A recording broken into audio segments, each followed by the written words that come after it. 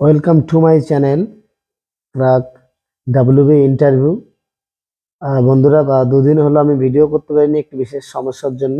ঠিক আছে, আজ থেকে আবার প্রতিনিয়ত আমি সেই বাংলা ব্যাকরণের ক্লাস বা অন্য অন্য যে ব্যাপারগুলো আছে প্রাইমারি ইন্টারভিউ সংক্রান্ত আমি সমস্ত রকম ভাবে আমার তরফ থেকে প্রোভাইড করব তোমাদের সহযোগিতা, তোমাদের উপকার করার জন্য। তো যাই হোক, আজকে আমাদের ক্লাস ধ্বনি। ধ্বনি কাকে বললো মূলত? আমরা আমরা সবাই জানি ধ্বনি, না? ধ্বনি একটা জিনিস মনে রাখতে হবে, আমাদের মুখ থেকে যে আওয়াজ বের হয় অর্থাৎ আমাদের গলা দিয়ে যে স্বরটা বের হয় তাকে আমরা কি বলবো? ধ্বনি বলবো।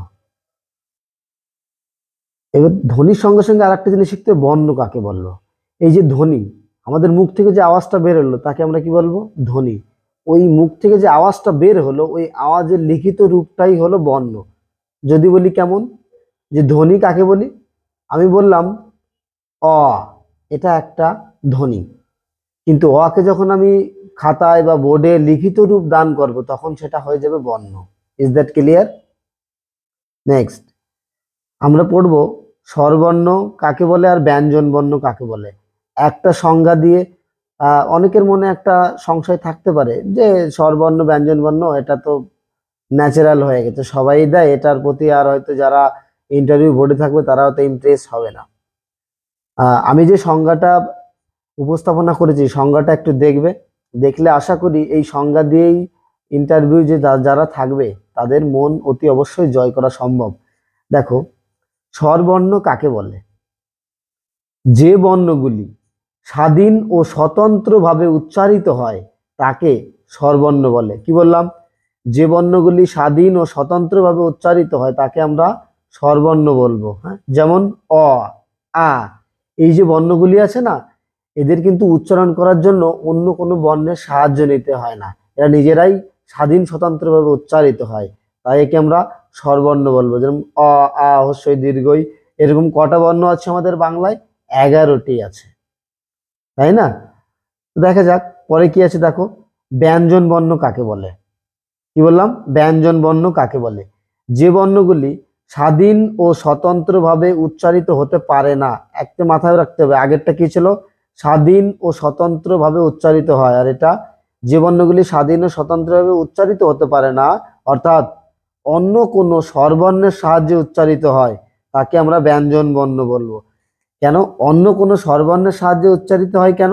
দেখো, একটা এক্সাম্পল দিলে অতি অবশ্যই তোমরা বুঝে যাবে। যেমন ব্যঞ্জন বর্ণ কাকে বলে? ক, খ, গ, ঘ, এগুলো সবই ব্যঞ্জন বর্ণ, তাই না?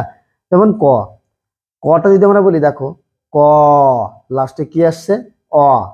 সেম ভাবে যদি গ বলি, গ, লাস্টে কি আসছে? অ। গ, অ, লাস্টে অ। মানে গ একা উচ্চারিত হতে পারছে না, একে কাকে সাহায্য নিচ্ছে? অ এর সাহায্য নিচ্ছে।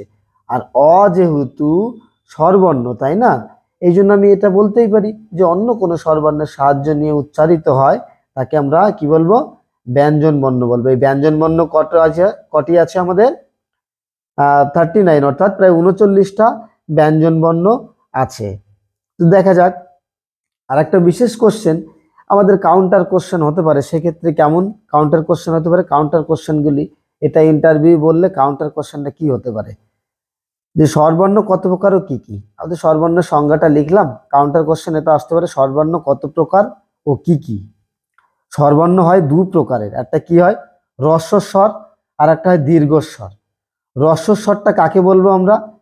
যে স্বরবর্ণের মধ্যে যে বর্ণগুলিকে উচ্চারণ করার সময় কম কম বায়ু লাগে, আমাদের শ্বাসবায়ুর প্রয়োজন হয়। কি হয়? কম শ্বাসবায়ুর প্রয়োজন হয়, এই জন্য তাকে আমরা বলবো হ্রস্বস্বর।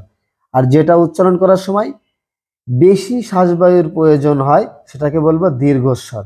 তাহলে স্বরবর্ণ দু প্রকার, একটা হ্রস্বস্বর, একটা দীর্ঘস্বর। তাহলে হ্রস্বস্বর কাকে বলবো? হ্রস্বস্বর হচ্ছে 4টি, যেমন অ, হ্রস্বই, দীর্ঘই, হ্রস্বউ, রি। মানে এইগুলো উচ্চারণ করার সময় কম শ্বাসবায়ু লাগছে, অ কম লাগছে। সেম ভাবে যদি বলি আ, যেমন অ, অ কিন্তু কম লাগছে শ্বাসবায়ু। পাশাপাশি যদি বলি আ, দেখো শ্বাসবায়ুটার বেশি আধিক্য পাচ্ছে, বেশি প্রয়োজন হচ্ছে, এই জন্য এটাকে আমরা কি বলবো? দীর্ঘস্বর বলবো।